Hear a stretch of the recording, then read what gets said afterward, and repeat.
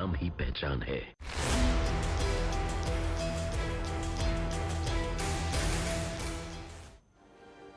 नमस्कार, स्वागत है आप सभी का हमारी खास पेशकश में। मैं हूं आपके साथ मनु तेवतिया। मिशन यूपी के लिए मोदी योगी का मेगा प्लान तैयार है। अगले 45 दिनों में यूपी को कई बड़ी सौगात मिलने वाली है। कई बड़ी परियोजनाओं का लोकार्पण और शिलान्यास होने वाला है। कानपुर मेट्रो का उद्घाटन, पूर्वांचल एक्सप्रेसवे का उद्घाटन, जेवर में एयरपोर्ट का शिलान्यास। इन बड़े प्रोजेक्ट से प्रदेश के औद्योगिक और आर्थिक विकास को नई रफ्तार मिलेगी।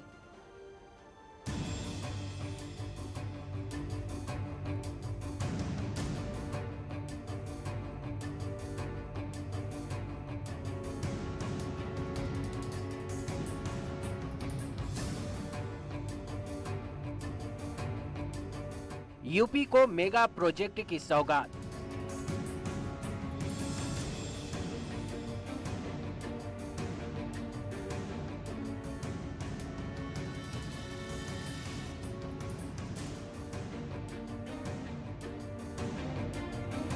दस नवंबर कानपुर को मेट्रो की सौगात। मेट्रो के ट्रायल रन की सारी फॉर्मेलिटीज पूरी हो चुकी हैं। 10 तारीख को मुख्यमंत्री इसी को हरी झंडी दिखाकर आगे रवाना करेंगे। यही मेट्रो है जिसमें अभी फिलहाल 3 कोचेज हैं। 16 नवंबर पूर्वांचल एक्सप्रेसवे का उद्घाटन।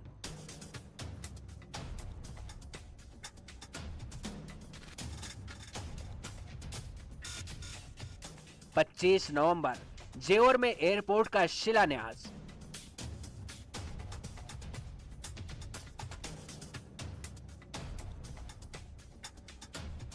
26 नवंबर को मुख्यमंत्री योगी आदित्यनाथ और प्रधानमंत्री नरेंद्र मोदी जेवर पहुंचेंगे और यहां पर भूमि पूजन और शिलान्यास का कार्यक्रम आयोजित किया गया है। जेवर में बनेगा एशिया का सबसे बड़ा एयरपोर्ट।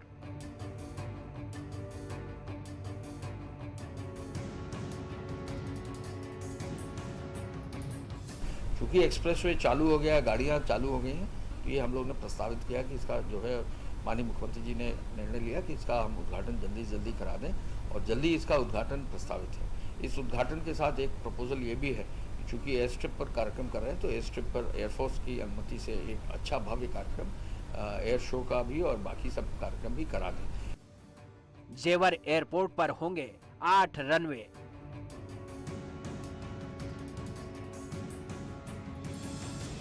एक करोड़ 20 लाख यात्री हर साल करेंगे सफर।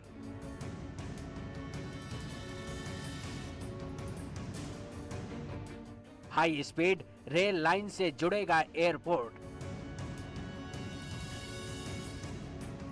कानपुर में मुख्यमंत्री दिखाएंगे मेट्रो को हरी झंडी।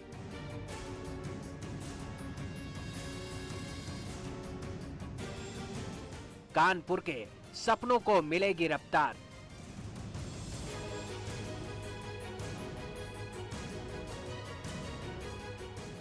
सोलह नवंबर पूर्वांचल एक्सप्रेसवे का उद्घाटन।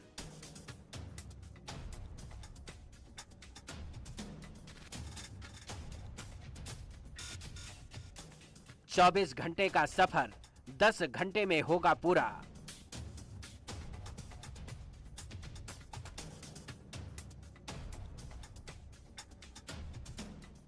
गाजीपुर से दिल्ली सिर्फ 10 घंटे में। गाजीपुर से लखनऊ सिर्फ 3.5 घंटे में।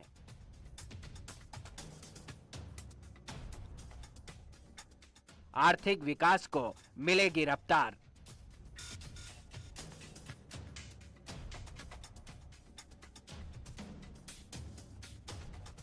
औद्योगिक विकास में आएगी तेजी।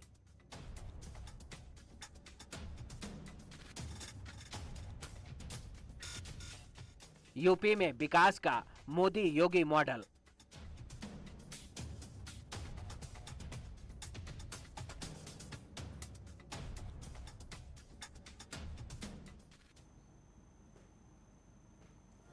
कानपुर शहर को मेट्रो की सौगात मिलने वाली है। इसके ट्रायल को हरी झंडी दिखाने के लिए कानपुर प्रशासन तैयारी कर रहा है, क्योंकि योगी आदित्यनाथ 10 नवंबर को कानपुर का दौरा करने वाले हैं। इस मौके पर मुख्यमंत्री योगी आदित्यनाथ मेट्रो के पहले फेज के ट्रायल को हरी झंडी दिखाएंगे। अगर सब कुछ ठीक रहा तो आने वाले समय में जल्द कानपुर वासियों को मेट्रो की सौगात मिल जाएगी। यूपी के नोएडा और लखनऊ दो ऐसे शहर हैं जहां मेट्रो चलती है। इन दोनों शहरों में ट्रैफिक मैनेजमेंट में मेट्रो का बड़ा योगदान है। लोग इन शहरों में अक्सर भीड़ भाड़ से बचने के लिए मेट्रो का सहारा लेते हैं, ताकि वो अपने लक्ष्य तक सही समय पर पहुंच सके। इसीलिए यूपी सरकार लगातार विकास के साथ मेट्रो का शहरों में विस्तार कर रही है। यूपी का एक और शहर मेट्रो के लिए तैयार है। कानपुर में मेट्रो के पहले फेज के ट्रायल का काम चल रहा है, लेकिन योगी आदित्यनाथ 10 नवंबर को पहले फेज के ट्रायल रन को हरी झंडी दिखाने जा रहे हैं। मेट्रो के ट्रायल रन की सारी फॉर्मेलिटीज पूरी हो चुकी हैं। 10 तारीख को मुख्यमंत्री इसी को हरी झंडी दिखाकर आगे रवाना करेंगे। यही मेट्रो है जिसमें अभी फिलहाल 3 कोचेज हैं। इन 3 कोचेज को मॉडिफाइड करके बनाया गया। अगर बात की जाए, ये पहली ऐसी मेट्रो उत्तर प्रदेश के अंदर है जिसमें OHE नहीं, जबकि नीचे 750 DC का करंट सिस्टम है। यानी थर्ड रेलवे के ट्रैक से इस पे करंट आएगा और निश्चित तौर पर इसे पूरा मॉडिफाइड करके बनाया गया है। वैसे जिन लोगों ने अब तक मेट्रो में सफर किया होगा, उनसे ज्यादा हाईटेक मेट्रो कानपुर शहर की होगी, जिसका पहले फेज का काम लगभग पूरा हो चुका है। बस इंतजार मुख्यमंत्री योगी आदित्यनाथ का है, जब वो मेट्रो के इस यार्ड पर आएंगे और ट्रायल रन के लिए हरी झंडी दिखाएंगे। फॉर्मेलिटीज पूरी कर ली है। जो फर्स्ट फेज की अगर बात की जाए ट्रायल की, तो गीतानगर यानी इस यार्ड से लेकर IIT कानपुर तक जाएगी और उससे ठीक वापस आएगी। यानी 11 किलोमीटर का पूरा ये स्ट्रेच पूरा करेगा। अगर बात की स्टेशंस की, तो 3 स्टेशंस बीच में पड़ेंगे और 2 स्टॉप्स इन एडिशनल पार्ट रहेंगे। इसके लिए बाकायदा पूरी तैयारी कर ली गई है। इस मौके पर मेट्रो के सभी मानकों को परखा जाएगा। देखा जाएगा कि कानपुर वासियों के लिए मेट्रो पूरी तरह से सुरक्षित है या फिर नहीं। तब जाकर लोगों के लिए मेट्रो की सौगात दी जाएगी। इन मानकों को देखने के लिए इंजीनियर्स की पूरी टीम लगी हुई है, ताकि किसी तरह की कोई चूक न रह जाए और लोगों को सुरक्षित सफर का भरोसा दिलाया जा सके। वैसे योगी सरकार तेजी से तैयारी कर रही है, ताकि कानपुर शहर के लोगों को मेट्रो की सौगात मिल सके और सफर में आराम मिल सके। पार्ट बी को अगर आप देख रहे हैं, तो पार्ट बी का भी को पूरी तरीके से तैयार कर लिया गया है, क्योंकि बेसिकली ये IIT कानपुर से लेके मोती झील तक के लिए पूरा ऐसे बनाया गया है। अब यहाँ मेट्रो ने अपनी सारी तैयारियां पूरी कर ली हैं। दरअसल सरकार दिसंबर तक कानपुर वासियों को मेट्रो की सौगात देने की तैयारी कर रही है। अगर सब कुछ ठीक रहा तो मानकर चलिए कि आने वाले दिसंबर तक कानपुर में मेट्रो दौड़ती दिखाई देगी। मतलब साफ है कि कानपुर में भी लखनऊ और नोएडा जैसी तस्वीर दिखाई देगी। वैसे अब तक कानपुर में सिर्फ पहले फेज का काम पूरा हुआ है, मतलब 11 किलोमीटर तक ही लोग मेट्रो से सफर कर पाएंगे। लेकिन आने वाले समय में यूपी के कानपुर शहर में IIT कानपुर से कानपुर एयरपोर्ट को जोड़ने की तैयारी है।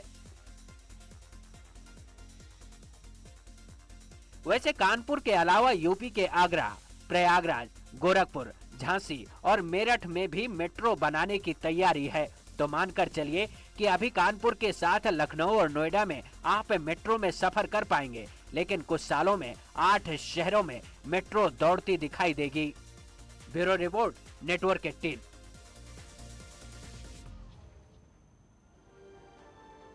प्रधानमंत्री मोदी और CM योगी के मिशन यूपी में सबसे अहम प्रोजेक्ट में से एक है जेवर एयरपोर्ट। 25 नवंबर को PM मोदी जेवर एयरपोर्ट का शिलान्यास करेंगे। ये एशिया का सबसे बड़ा एयरपोर्ट होगा। जेवर एयरपोर्ट से नोएडा, गाजियाबाद समेत पूरे यूपी में बड़ा फायदा होगा।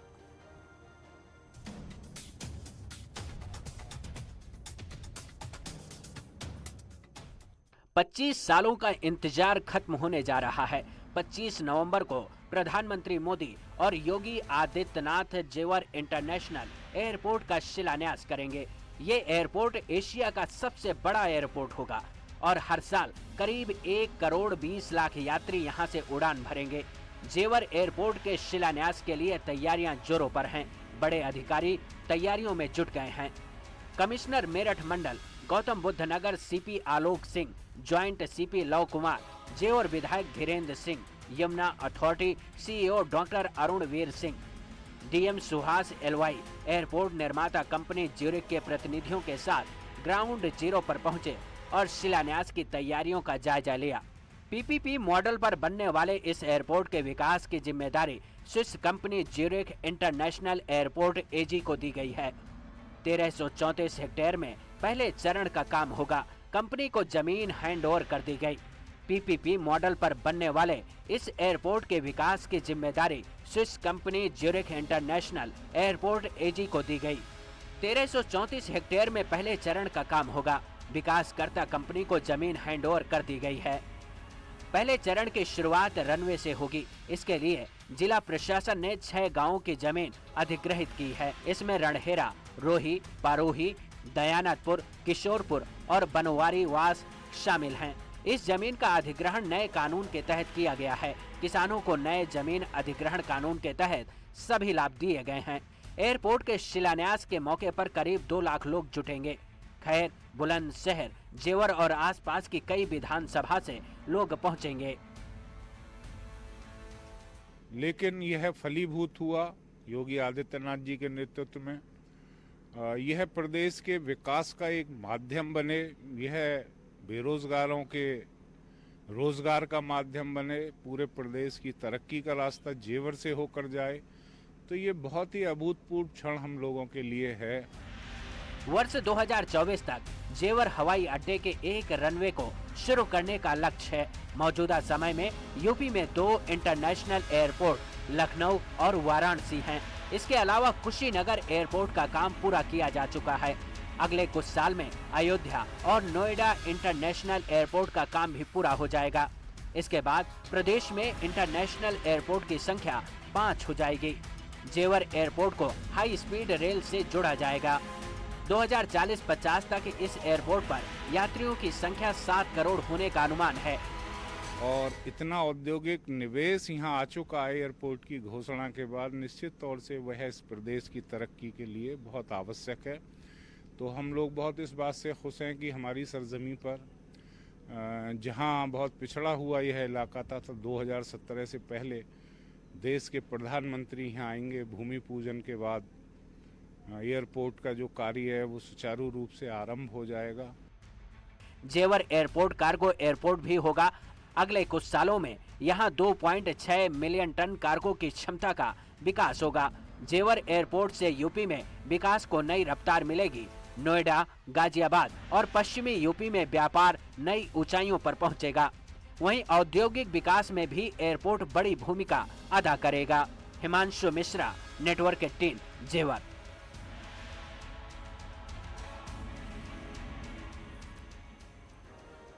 और फिलहाल रुक रहे एक छोटे से ब्रेक के लिए, जल्द लौट रहे हैं, कहीं मत जाइए।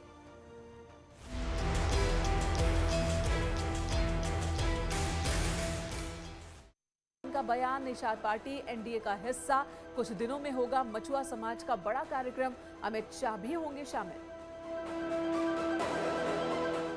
लखीमपुर हिंसा केस में सुप्रीम कोर्ट ने जांच पर उठाए सवाल, कहा दोनों एफआईआर की अलग अलग जांच हो, हाईकोर्ट के रिटायर्ड जज करें निगरानी, सरकार सुझाए जज का नाम।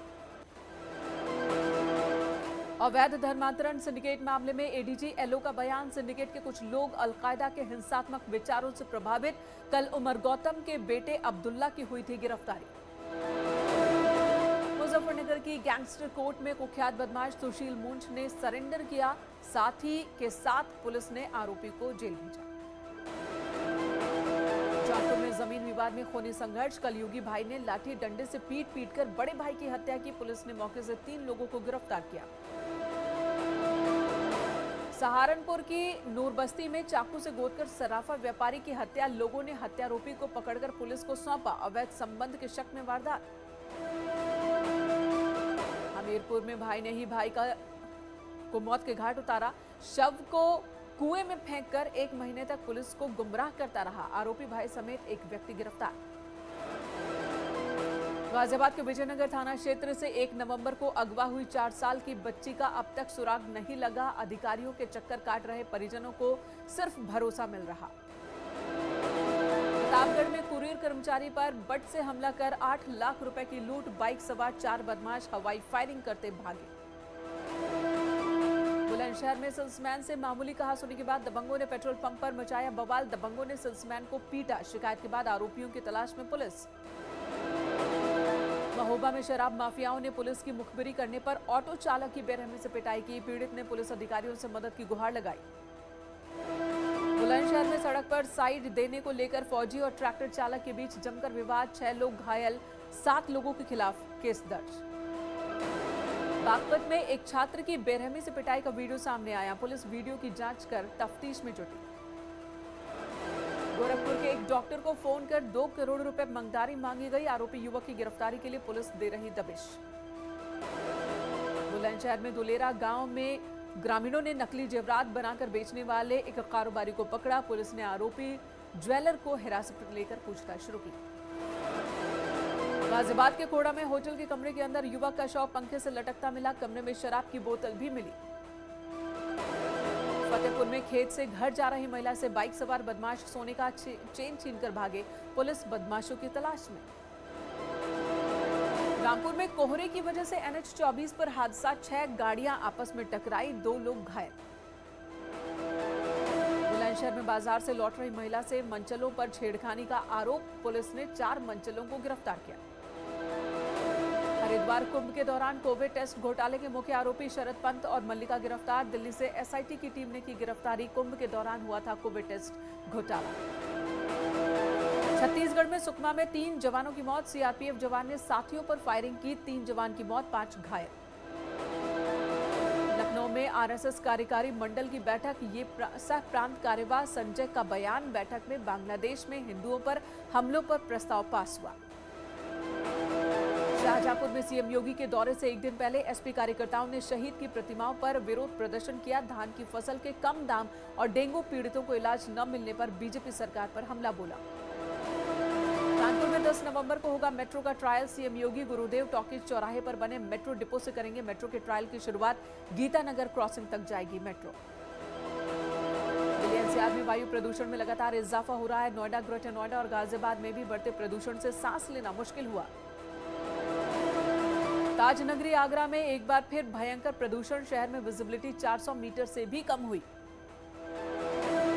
गाजियाबाद में भी छाई धुंध की चादर, पॉल्यूशन का स्तर 396 रहा, जिसकी वजह से गाजियाबाद देश के सबसे प्रदूषित शहरों में 3रे नंबर पर। दिल्ली में पॉल्यूशन लेवल बढ़ा, यमुना नदी में जहरीले झाग के बीच स्नान करते दिखे छठ व्रतधारी। बाबा केदार की पंचमुखी उत्सव डोली ओमकारेश्वर मंदिर उखीमठ पहुंची, गुप्तकाशी के विश्वनाथ मंदिर से बाबा के उत्सव डोली ओमकारेश्वर मंदिर उखीमठ के लिए प्रस्थान हुई।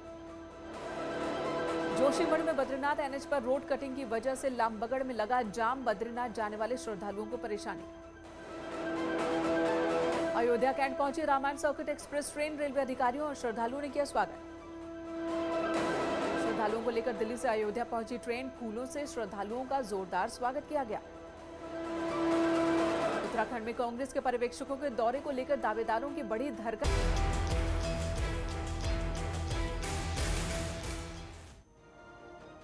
Welcome back. श्रद्धालु के लिए शुरू की गई रामायण सर्किट एक्सप्रेस ट्रेन का अयोध्या में जोरदार स्वागत किया गया। 17 दिनों की यात्रा पर निकली ये ट्रेन श्रद्धालुओं को अयोध्या, सीतामढ़ी, चित्रकूट समेत भगवान राम से जुड़े कई धार्मिक स्थलों के दर्शन करवाएगी। 7500 किलोमीटर दूरी तय कर तीर्थयात्री करने वाली इस ट्रेन से जुड़ी हर जानकारी जानने के लिए आपको ये रिपोर्ट देखना बेहद जरूरी है।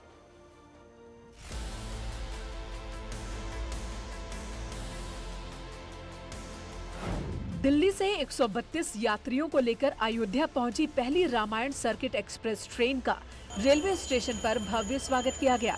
अयोध्या पहुंचने पर श्रद्धालुओं में बेहद खुशी दिखी। यात्रियों ने अयोध्या दर्शन के लिए शुरू की गई इस योजना के लिए CM योगी और PM मोदी का धन्यवाद भी किया। कैसी रही यात्रा? बहुत बढ़िया, सुखद यात्रा है, यहाँ तक कोई परेशानी नहीं। कितने अंदर कैसी सुविधाएं हैं यात्रियों के लिए? खाने पीने की सारी अच्छी सुविधाएं हैं, लैट्रिन साफ है, बाथरूम बढ़िया है, लेटने का बहुत सुखद आनंद आराम है सब। योगी सरकार की इस पहल को कैसे देखते हैं आप? अच्छी नज़र से देखते हैं। भगवान उनको खूब उम्र दे और वो 10 साल राज्य करें। इसका विज्ञापन पढ़ा था फेसबुक पर, तो तभी हमने ये संकल्प कर लिया था कि हमको जाना है। तो दिल्ली से चलकर ये 7500 किलोमीटर लंबी यात्रा है, 17 दिन की यात्रा पे आप हैं, तो इसके लिए क्या क्या तैयारियां किया है आप लोगों ने? तैयारी तो कुछ करनी ही नहीं थी, कुछ सामान लाना नहीं था, कपड़े वगैरह लेकर के आए हैं, अपनी मेडिसिन वगैरह लेकर के आए हैं, और तो बाकी सब रेलवे के ही जिम्मे हैं। कहाँ से आए हैं आप? चंडीगढ़ से। कैसी रही यात्रा ट्रेन में? बहुत सुंदर, अब बहुत ही मन आनंद आया। रामायण से जुड़े हुए पात्र और भगवान राम से जुड़े हुए जो तीर्थ स्थल है वहाँ जाएंगे तो कैसा महसूस करता है, क्या तैयारी करके आए थे? बड़ा पुण्य है, बड़ा सौभाग्य है कि मोदी की सरकार ने ऐसा ट्रेन चलाया है, और हमारे भाग्य में भी प्रभु राम के जो स्थान है उनको देखने का, दर्शन करने का सौभाग्य प्राप्त हुआ है।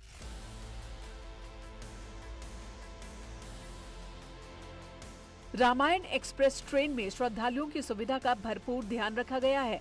श्रद्धालुओं के बैठने के लिए वीआईपी कुर्सियां, जूता पॉलिश करने की मशीन, फुट मसाजर, लाइब्रेरी, खाने पीने, साफ सफाई की व्यवस्था इस ट्रेन में की गई है। हम मौजूद हैं इस समय रामायण एक्सप्रेस ट्रेन के अंदर। ये आप देख सकते हैं किस तरीके की सुविधाएं यहाँ पर ट्रेन में दी गई हैं। ये बाकायदा श्रद्धालुओं जो यहाँ पर जो पर्यटक हैं 132 लोग यहाँ पर इस समय इस ट्रेन में यात्रा कर रहे हैं, और उनके बैठने की ये व्यवस्था है। साथ ही जो पर्दे में दिख रहे हैं आपको, ये जो क्षेत्र ये देख सकते हैं आप इस तरफ, ये बाकायदा श्रद्धालुओं के लेटने की व्यवस्थाएं हैं। यहाँ पर तमाम श्रद्धालुओं की जो बेसिक सुविधाएं हैं उनको ध्यान में रखते हुए बाकायदा इस जगह पर ही IRCT और भारतीय रेलवे के नेतृत्व में ये रामायण एक्सप्रेस ट्रेन चालू की गई है। और आप देखिए यहाँ पर आपको लाइब्रेरी भी दिखेगी। ये बाकायदा इस जगह पर लाइब्रेरी है। इन्हीं लाइब्रेरियों में किताबें भी रखी हुई हैं। इस किताबों का भी जिक्र किया जा सकता है। साथ ही श्रद्धालुओं की सुविधाओं को ध्यान में रखते हुए फुट मसाजर का भी यहाँ पर इस्तेमाल किया गया है, देख सकते हैं। और इसी के साथ हमारी इस खास पेशकश में इतना ही। एक छोटा सा ब्रेक, उसके बाद भी खबरें लगातार जारी है।